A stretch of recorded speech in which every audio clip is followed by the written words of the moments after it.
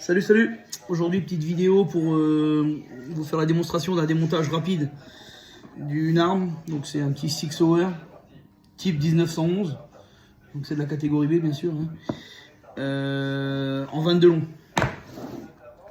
Donc ça se présente comme ça. Voilà. Le pétard est livré avec un premier chargeur,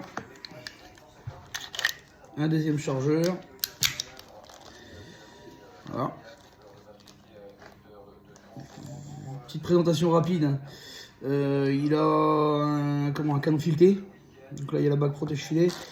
On a 2-3 accessoires livrés avec. On va les déballer parce qu'on en a besoin. Donc là il est neuf. Il a dû tirer 200 cartouches. Je viens de faire le rodage je pense. Il a craché à l'huile un peu partout. Je vais l'essuyer vite fait avec un bout de sopalin. On va faire la vidéo. Donc voilà, on va faire la vidéo pour le démontage et voir un peu la gueule que ça a après 200 cartouches. Il a tiré 4 boîtes. Donc il y a déjà quelques petites marques de frottement. J'ai eu 2-3 incidents de tir, mais à mon avis c'est dû au fait qu'il soit neuf.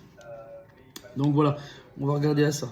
Petit détail, quand on n'a pas de chargeur, on ne sait pas percuter. Le chien reste en arrière.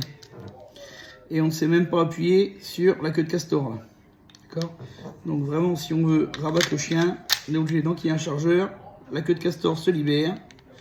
Et là on peut, en prenant pleine main, venir maintenir, parce que c'est du 22, pour esclater le percuteur, et relâcher le chien. Ce qui n'est pas possible s'il n'y a pas de chargeur.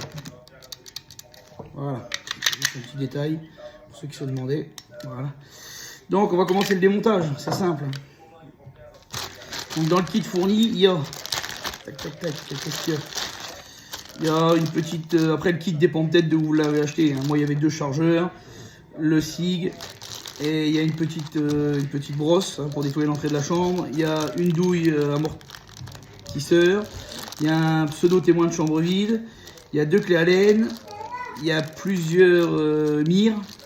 Il y a 4 mires différentes. Et une clé de 12 pour démonter la bague protège filet. Donc voilà, la première fois que je le démonte, on va regarder le démontage. J'ai regardé quelques tutos avant, mais pas trop en français. Donc on va prendre la clé Allen, la plus grosse des deux. Il y en a une toute petite et une plus grosse. La plus petite sert à régler les organes de visée, parce qu'ils sont réglables en dérive. Pas en hauteur, mais en dérive. Donc on va prendre la plus grosse des 2 clés Allen. Voilà. On va venir tout simplement la positionner dans l'emplacement ici. Alors attention, que les clés Allen c'est toujours la merde. S'assurer qu'il n'y a rien dans le trou. Des fois il peut y avoir un peu de terre, un peu de conneries. Du coup on met pas bien la clé Allen dans le fond de la vis. On tourne, la clé Allen est ronde. Donc là on s'assure qu'il n'y a rien dedans. On peut voir qu'il est neuf donc il n'y a rien dedans. On vient le mettre bien dans le fond, on s'assure et on déverrouille. Ça ne doit pas forcer. Donc voilà, là elle est déverrouillée. Ça c'est la première étape. Ensuite, on la dessert totalement. Voilà, maintenant qu'elle est retirée, on la met dans un coin ou dans un sachet pour ne pas la paumer. Ensuite, on voit ici l'arrêtoir de culasse. On voit la partie qui permet de maintenir la culasse en position ouverte. Mais on peut apercevoir aussi ici, je ne sais pas si on va bien le voir, ici là, un autre endroit où l'arrêtoir de culasse peut se mettre. C'est la position de démontage. Donc, on va relâcher la culasse. On va venir reculer très légèrement jusqu'à être en face de cet emplacement. Avec le doigt, on va venir pousser ici. On voit que ça se libère facilement, aucune résistance, donc c'est qu'on est bon. On prend la clé Allen et on vient pousser. Voilà.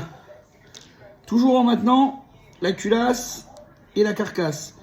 On vient la prendre, on la retire. Donc l'arrêtoir de culasse, il est en ferraille. Voilà. Voilà. Ensuite, on se retrouve avec une goupille. Alors il y a un sens pour la démonter. C'est rien de taper dessus comme un sauvage de ce côté-là, elle sortira jamais, il y a un épaulement. Tac, on retourne l'arme. Côté fenêtre d'extraction. On vient appuyer dessus. Tac. Il n'y a aucune résistance à avoir. Et là, on voit qu'elle sort librement. Pareil, petite goupille, on vient la mettre avec nos vis pour ne pas la paumer. Voilà. Donc là, techniquement, on peut venir détacher librement notre canon, notre carcasse. On vient tirer vers l'avant. Voilà. On se retrouve avec 2 pièces bien distinctes.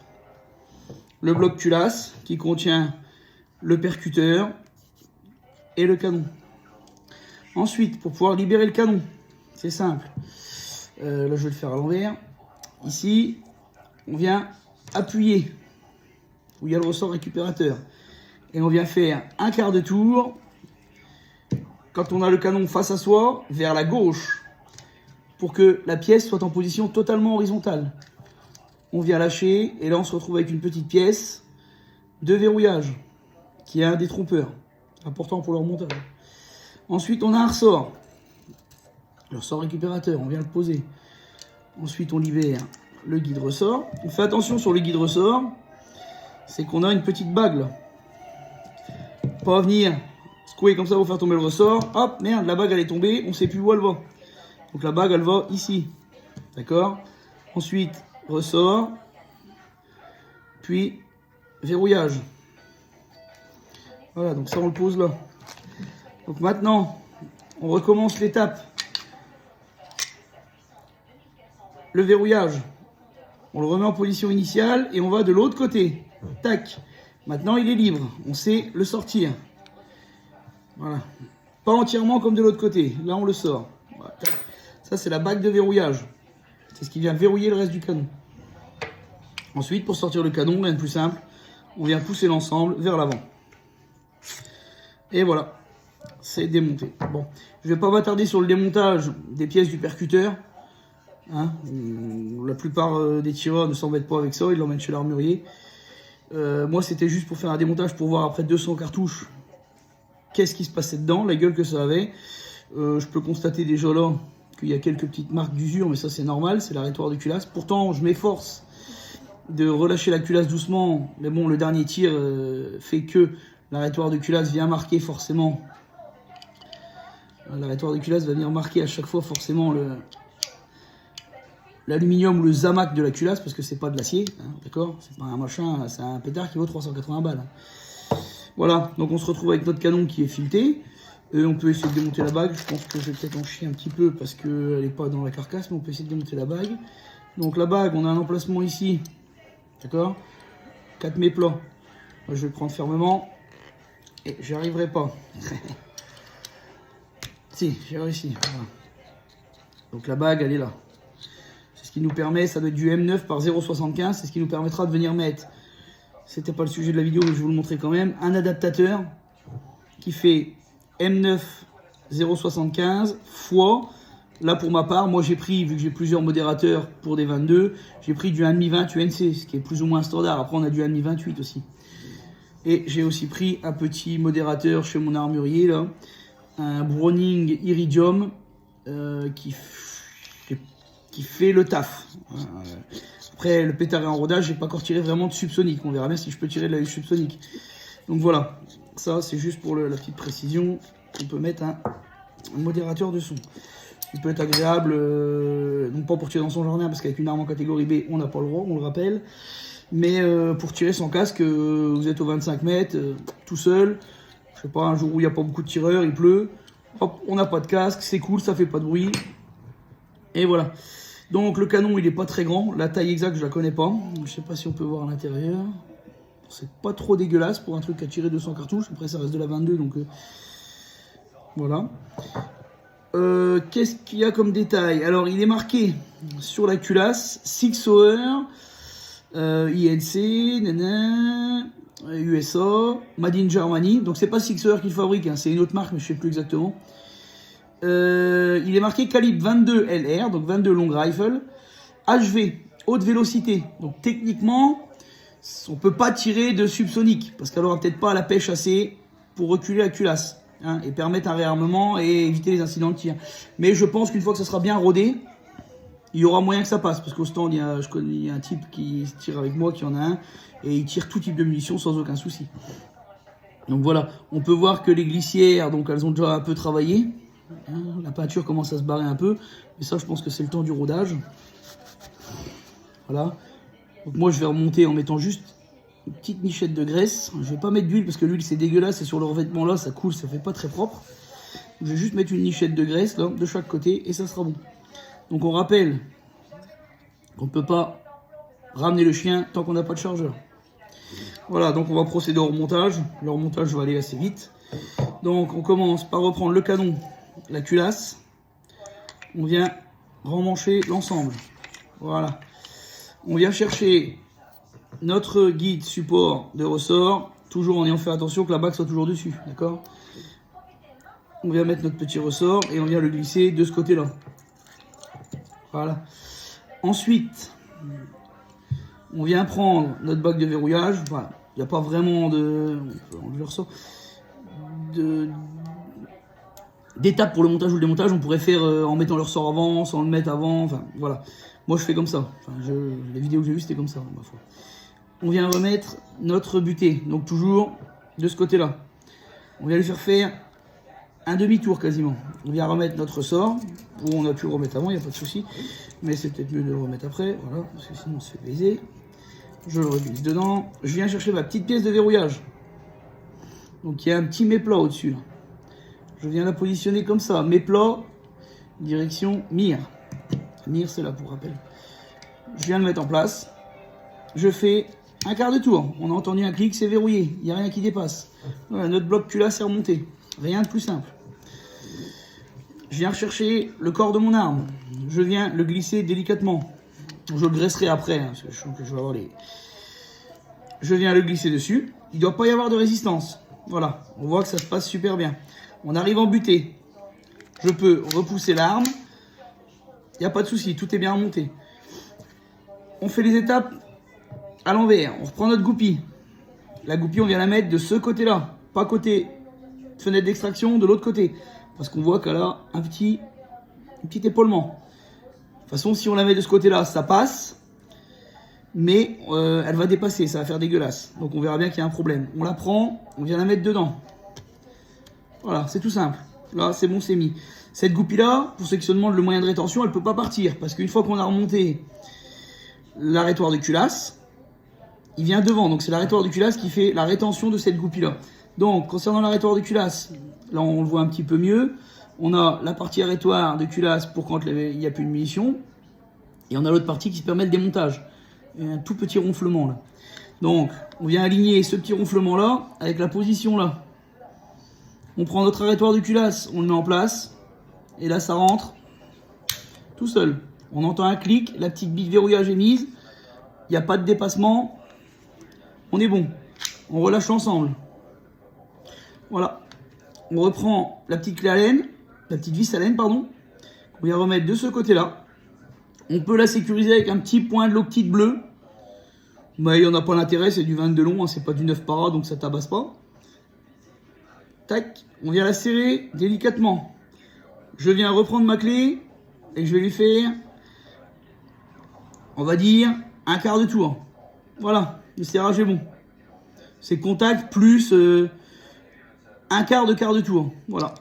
Je m'assurerai de temps en temps sur le pas de tir qu'elle ne se dévisse pas, bien sûr. Donc ensuite, on peut stocker son arme une fois qu'on a fini de la démonter ou de la remonter. Maintenant, ne pas oublier de rabattre le chien pour éviter que le ressort du percuteur ne s'use. Donc on vient renquiller un chargeur, on s'assure qu'il n'y a rien dedans, hein, toujours en sécurité. Voilà. La queue de castor, elle est libre. La détente aussi. D'accord? Maintenant, je retiens mon chien pour ne pas qu'il vienne claquer. Voilà. Donc voilà, c'était une petite vidéo vite fait pour vous montrer comment on démonte un petit SIG. Je ferai certainement une vidéo pour montrer comment le graisser. Là, il a 200 munitions, donc je vais encore en tirer une paire pour que les pièces se mettent encore pas trop mal en place. Hein. Je pense pas qu'il y ait besoin d'un rodage réellement. Mais bon, c'est toujours mieux de faire aller doucement avec, voilà, que ça travaille un peu, toutes les pièces se mettent en place. Et voilà.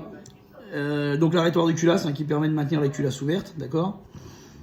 Pour libérer la culasse, moi j'aime bien maintenir ma culasse, donc soit avec le doigt, en appuyant comme ça et en relâchant l'arrêtoir de culasse, tout en lâchant doucement la culasse. J'aime pas faire claquer les culasses comme ça. Ça fait bien, ça fait comme dans les films, mais je pense que la mécanique, enfin, même si en action de tir, c'est ce qui se passe. La culasse va venir percuter à chaque fois violemment le fond. Mais moi, quand je m'en sers comme ça à vide, je préfère relâcher ou la maintenir. Donc jamais la main devant le canon, bien sûr. Et relâcher doucement. Hein, ça coûte rien. Ça permet de préserver les pièces, je pense. Voilà. Donc pareil pour le chien, ce qui concerne le chien sur un 22. vu que c'est la percussion annulaire, toujours bien faire attention de ne pas percuter à vide. C'est pas 3-4 coups qui vont esquinter, mais au bout d'un moment, on risque de marquer l'entrée de chambre. Pour rappel, l'entrée de chambre, c'est ici. Je vais vous montrer quand le canot est démonté. Et le percuteur étant excentré, donc en percussion annulaire, venir percuter à sec va venir faire une petite marque au niveau de l'entrée de chambre. Et après, on risque d'avoir des incidents de tir quand on va essayer de percuter. Donc voilà, c'est toujours mieux pour du 22, que ce soit, même si certaines carabines maintenant, type les CZ, là j'ai une 457, ils disent qu'on peut percuter à vide, vaut mieux éviter. Voilà, par principe de précaution. Donc voilà, donc là je relâche ma culasse, voilà, mon arme est remontée, j'essaye, il n'y a pas de souci, ça fonctionne bien, voilà. Et je vais vous montrer, tant qu'on a 2 minutes, comment remonter. Donc je viens desserrer ma bague, montrer un peu le look que ça a avec le modérateur. Tac, on reprend la bague adaptatrice. Je pense que la bague adaptatrice, je vais la laisser monter dessus. Il faut juste que je me tourne une pièce pour protéger le filet. Parce que c'est un peu long quand le modérateur est monté. Voilà, donc là je serre juste un petit coup. Je relâche ma culasse. Tac. Je viens chercher mon modérateur. Il est entièrement en construction aluminium. Les chicanes à l'intérieur, c'est une seule chicane usinée qui est en aluminium. Il n'y a que la petite bague là qui est en ABS. Petit quart de tour, ça sert à aller plus loin. Le mieux, c'est de mettre un peu de graisse blanche. Donc voilà. Voilà un peu à quoi ça ressemble avec le modérateur. Ça fait cohérent, c'est pas trop gros, pas trop lourd. Après, moi, les armes lourdes ne me dérangent pas particulièrement. Donc voilà. Je ferai un petit essai de tir avec et sans modérateur, avec un sonomètre et au chronographe pour voir les différences de vitesse et si on gagne beaucoup en termes de décibels. Parce que le problème d'un semi-automatique, on le sait, c'est que ça se modère pas aussi bien qu'une carabine à verrou. Parce qu'on a une partie des gaz qui repartent quand la culasse s'ouvre. Donc on entend une partie du bruit par l'arrière de la culasse. Du bruit de... Voilà. Voilà. Donc c'est la petite présentation de démontage. Pour plus de renseignements, n'hésitez pas à vous poser des questions en commentaire et puis je vous répondrai. Quand je prends 5 minutes à répondre, on verra bien. Prochaine vidéo, je pense que ça sera sur le démontage d'un CZ, un TS2. Donc je vous ferai ça et voilà. Merci d'avoir visionné et puis à bientôt.